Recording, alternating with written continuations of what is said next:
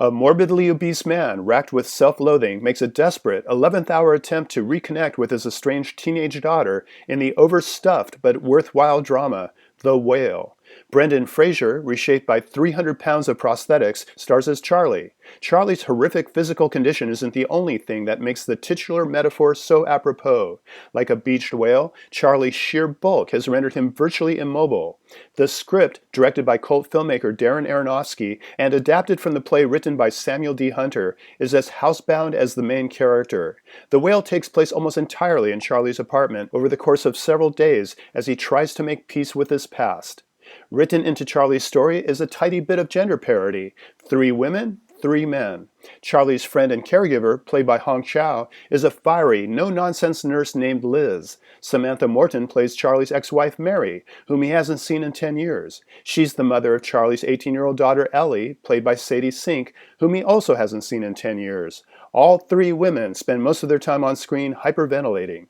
Poor Liz, who obviously loves Charlie like a brother, is fed up with his refusal to accept life-saving medical intervention. Mary, still furious over Charlie leaving her for a man named Alan, used their daughter as a way to punish Charlie by preventing him from seeing her. Ellie, having heard only one side of the story, thinks it was Charlie's fault that he's been MIA since she was 8 years old. The 3 male characters are considerably less overwrought. Dan the pizza man, played by Sathya Sridharan, drops off artery-clogging meals. Thomas, played by Ty Simpkins, is a disciple of the New Life Church who wants to save Charlie's secular soul before the 4 horsemen of the apocalypse arrive. And then there's Alan, the love of Charlie's life. We never actually see Alan because Alan is dead, but he finds his way into most scenes all the same. Alan took his own life, and the circumstances surrounding his suicide provide the key to understanding how Charlie developed his eating disorder.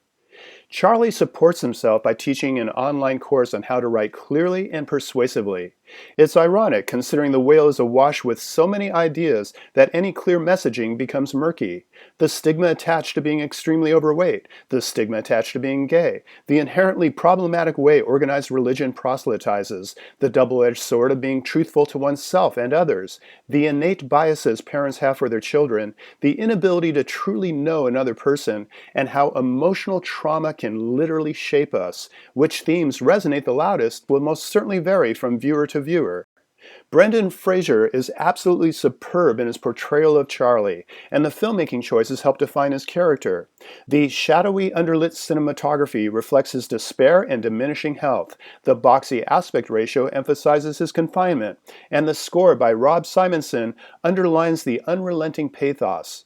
Charlie feels he must atone. The tragedy is that he's accepted death as his punishment, 1 pizza, 1 candy bar, and 1 meatball sandwich at a time.